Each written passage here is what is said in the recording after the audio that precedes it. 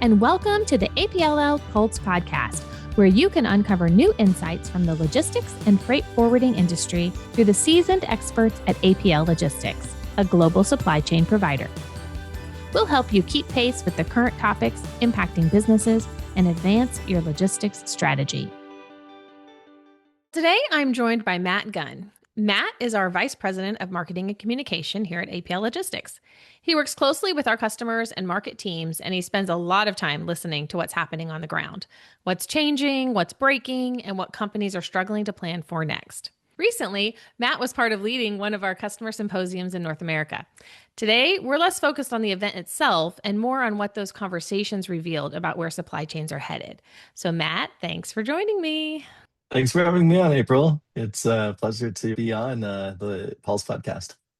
Okay, so let's go ahead and start at a high level. APL Logistics' recent customer symposium focused on optimizing product flow in a volatile world. So tell me, why do we host these symposiums in the first place, and what problems are they really designed to solve for our customers?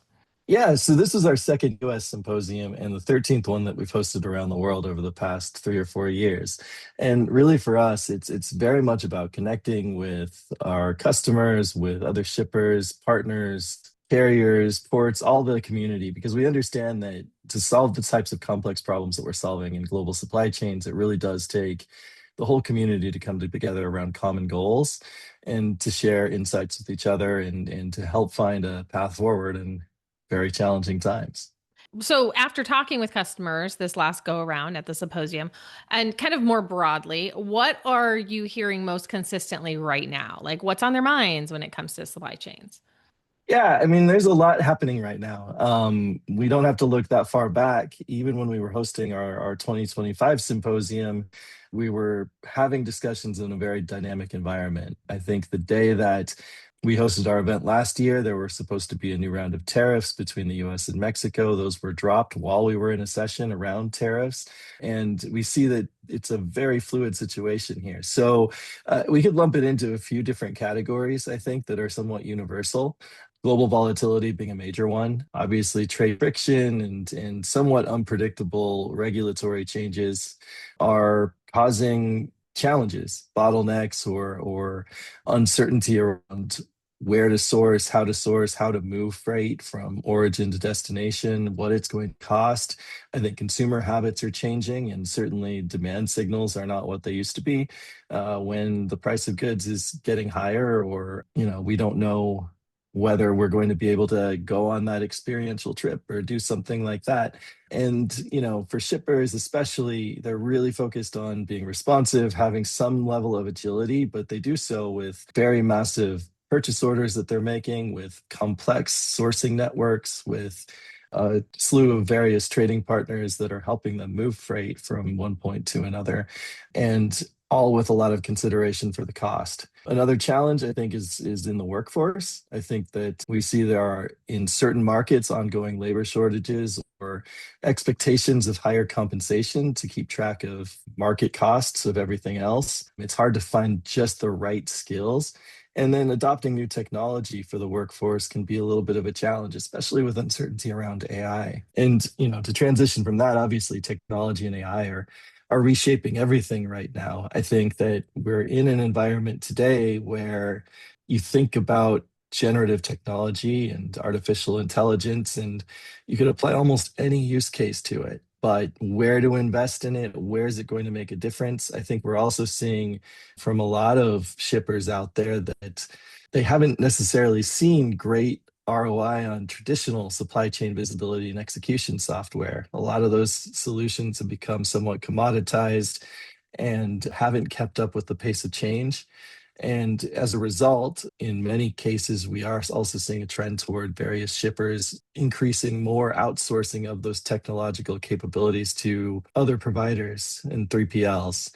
It's now an expectation that the shipper themselves doesn't have to carry the load of having to manage their full supply chain in a technology stack, to have people at origin, and to run all of that when their business is really moving inventory and getting it to the market where it matters the most. Right, right. Letting people be experts at doing what they do and just partnering up with them. So Well, we often say, disruption is no longer the exception, it's the constant. Even just since the symposium, there's been continued disruption in the world. I mean, let's face it, you guys chose a title that was productful in a volatile world, and it's only gotten more volatile. And this happened within the last 2 weeks. so, so how are we poised to help our customers really navigate this constant change, do you think? Yeah, for us, I mean, I think that you really have seen that in the past, some of those big events, whether it was an economical challenge like the financial crisis of the late 2000s, or say maybe even Hurricane Katrina, which affected an entire region, felt like they were somewhat isolated. Although not necessarily predictable, they did have a big impact on the way we live our lives, the way our businesses run, our ability to effectively flow inventory, and again, the cost of doing business. But in the past 10 years or so, we've seen so much acceleration of these big events. Whether it was Brexit or the COVID-19 outbreak, war on Ukraine, which is now 4 years old, or since 2025, new tension around tariffs and nationalism taking shape in various regions and countries where those seamless engines for moving goods or for doing business are a lot less predictable than they used to be. For us, and for any sort of good intermediary out there that hangs its hat on expertise for moving inventory and moving freight, it means that we always have to work one or two steps ahead. We really have to anticipate a lot of the changes that are going to happen. Now, we're somewhat fortunate in a business like ours. We do see some patterns before they emerge in like the consumer world. If shippers aren't moving as much freight in January, that may mean that we can anticipate that there will be less inventory to sell, or maybe inventory sold at a higher cost when you hit March or April or June. But even beyond that, we have to always be on the lookout for these various signals out there. That's meant a lot of things like adding a lot of investment into other nodes within the origin locations that we serve, with anticipation that China and US tensions were going to rise, causing higher tariff costs and more friction between those two nations. Same goes for technology and having the ability and the data to see what's happening to help people act quickly when things are changing.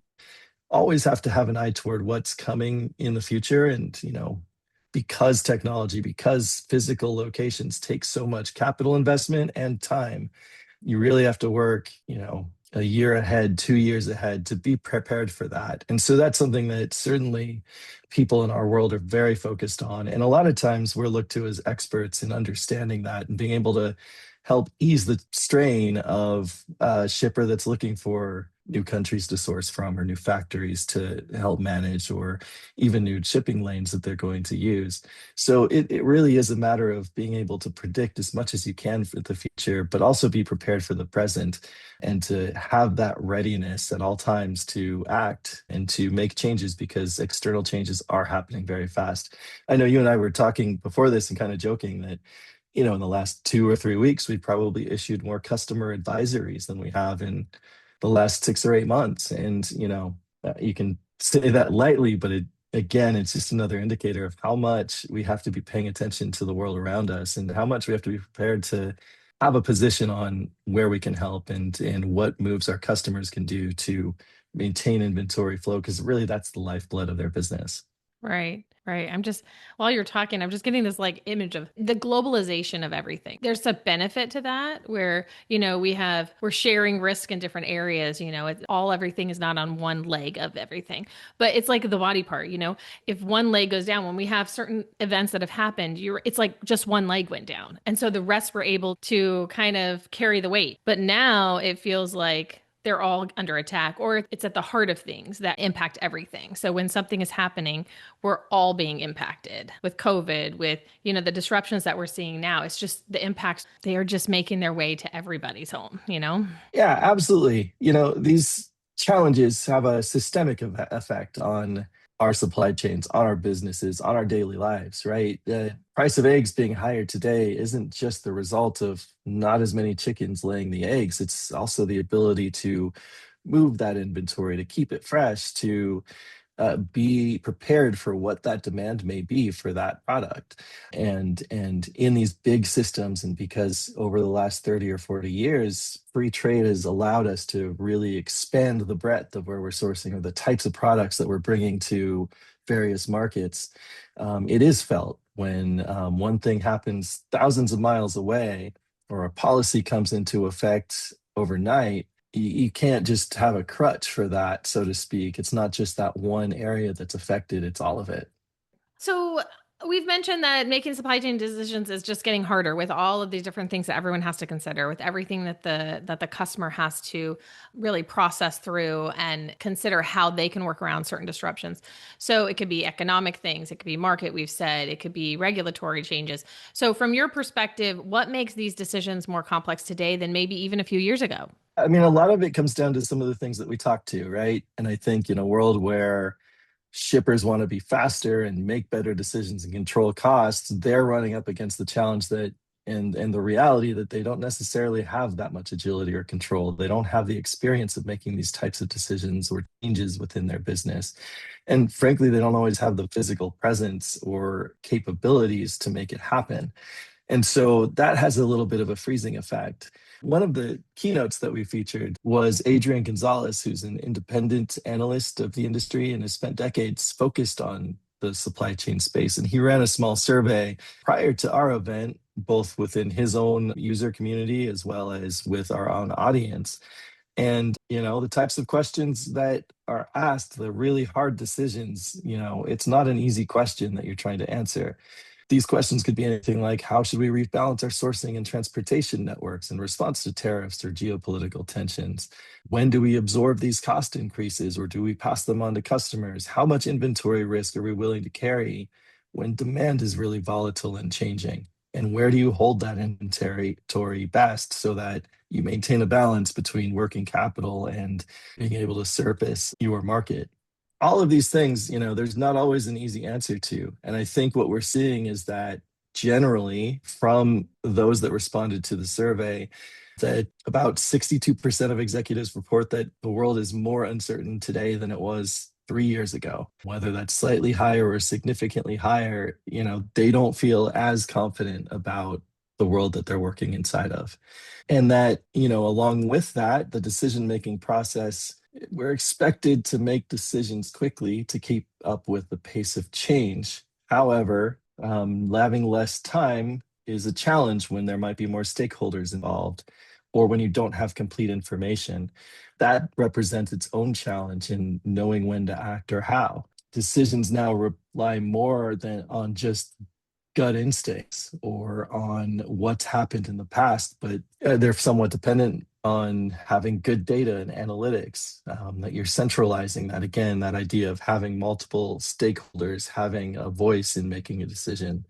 You're centralizing that in a lot of businesses. And sometimes that means there is more hesitation to commit to those decisions as well, because one, you have to trust your data. Two, you have to trust the other people that are stakeholders in the process. And three, you have to do all of this in a short amount of time. So sometimes that can lead to some uneasiness and can make it really challenging, again, when you don't always have expertise in the area that you're focusing on, especially on things like sourcing or pricing or other areas that are affected by outside sources. That makes sense. So one theme that has come through really clearly is the need to be, one or two steps ahead of change, kind of what we were just talking about, So how do investments in visibility, monitoring, and data, you kept mentioning data and how important it is. So how do those things help create the optionality customers really need in such a volatile environment? Yeah, absolutely. I mean, I think that in today's world, you can't just be a brute force logistics services provider or carrier or,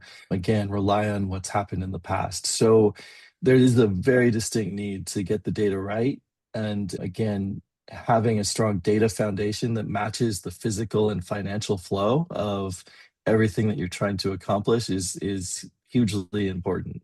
You'll see more and more investment in tools and systems that allow for that. But the differentiating factor is always going to be having that presence and having that understanding of the various markets, because they are very diverse. Doing business or moving goods out of, say, China and Vietnam is not the same as, say, going from Indonesia or sourcing from Turkey or other parts of the world.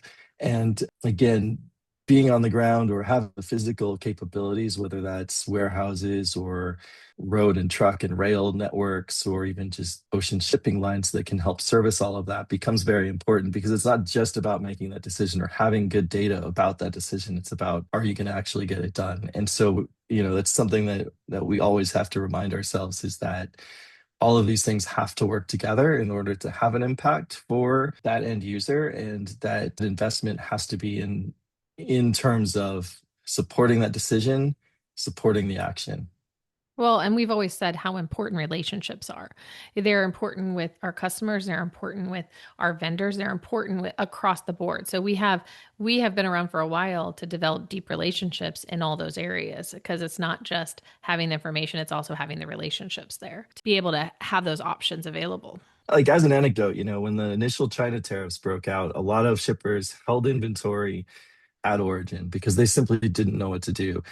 That leads to filling up warehouse space, to running into capacity challenges when you do finally make that decision to move it, or if you're going to try and find new lanes to work in or go across different borders, having the ability to actually make that happen. There's no agentic AI today that can have that much control over that aspect of the supply chain, that really knows it from the ground level, that knows how to work across all of these different trading partners. Sure, you can dedicate a lot of technology to a task or a process, but these interpersonal or these interbusiness relationships, there still is a lot to say for having that presence and expertise.